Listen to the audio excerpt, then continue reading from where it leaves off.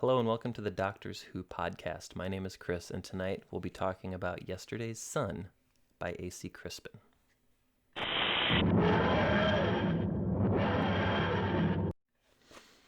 Okay, so we've done a series of short reviews where I've talked about the old Star Trek serial novels. This is what I read growing up. Probably from about 5th or 6th grade on, I was reading Star Trek, and this was one of my favorites. So, Yesterday's Sun. Let's go back for a second to the original series, and we're going to talk very briefly about the episode All Our Yesterdays. Now, in this episode, Spock and McCoy are transported back 5,000 years into the past of a planet called Sarpedon. Forgive me if I've mangled the pronunciation. Anyway, McCoy is freezing to death, and they're found by this woman named Zarabeth. She takes them back to the cave. They make sure McCoy's not going to die of hypothermia. But what happens is interesting, because when Spock is flung 5,000 years back into the past, he reverts back to the primal Vulcan behaviors of that time period. Eating meat, loving, showing emotion, things like that. Zarabeth and Spock fall in love, and then they are pulled back forward again into their current time period. This novel takes place after that, where Spock discovers that, whoops-a-daisy, he accidentally got Zarabeth pregnant.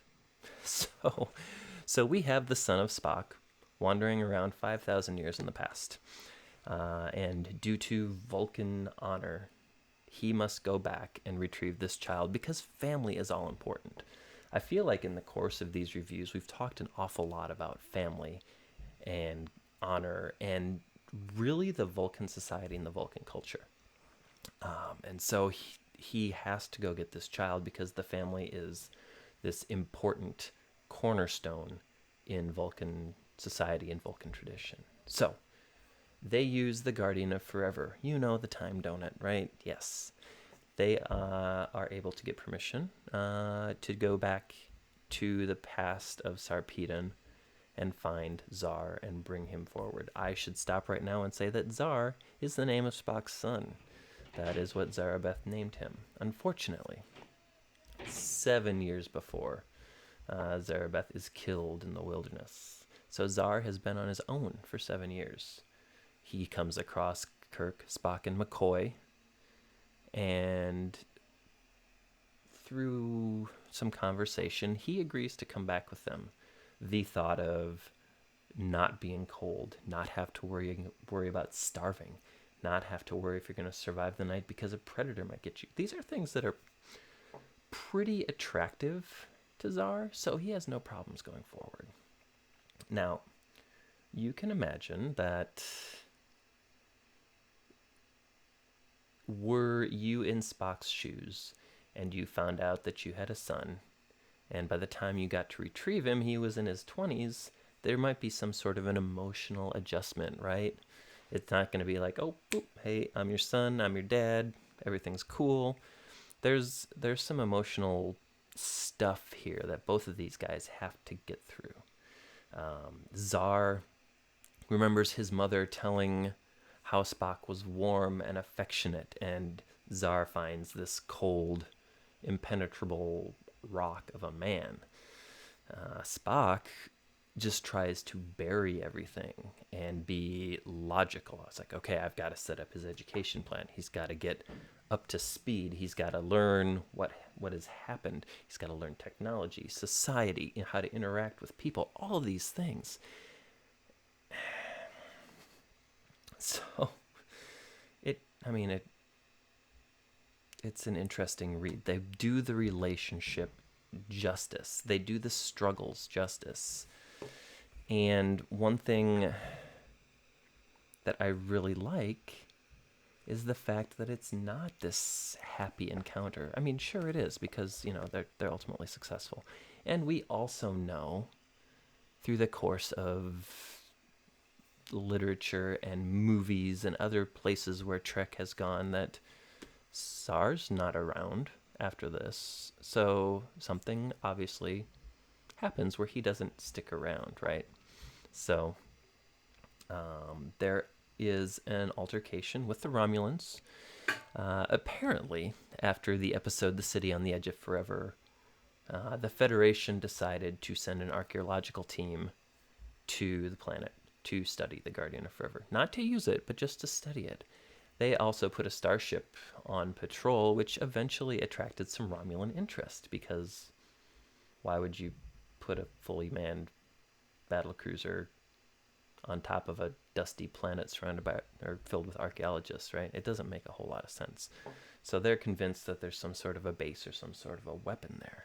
So ultimately, through circumstances which for Trek aren't outside the realm of possibility, Zar must help Kirk and Spock foil this Romulan takeover of Gateway, the planet where the Guardian of Forever resides.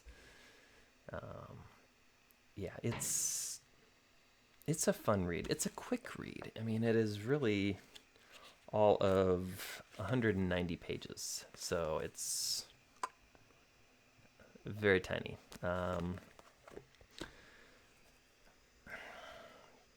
Do I recommend it? I think I absolutely do recommend it. Like I said, this was one of my favorites growing up. There's also a sequel called Time for Yesterday, which I will be attempting to cover next, because the stopping point of this book leaves you wondering what happens next. I think one of the really powerful things that these novels have managed to do, whether it's this one, whether it's the Vulcan Academy murders or the Edict epidemic or any of the other ones that we've covered, is they've created memorable secondary characters that are not just Kirk, Spock, and McCoy. And I think that is what really drives these stories. Yes, we want to see Kirk, Spock, and McCoy, but we also want to know more about this universe. And these novels do a great job of showing us what else is in this universe. Yes, so upon rereading, I think it holds up. Like some of the other novels, I think I have noted this in previous reviews, there's they deal with Kirk's womanizing in a way that maybe in this day and age you might look at and think, ooh, ugh. But go back and watch the original series and you're going to find the same thing there. These novels, like most anything, are a product of their time. That being said, there's still enjoyment to be derived from these. There's still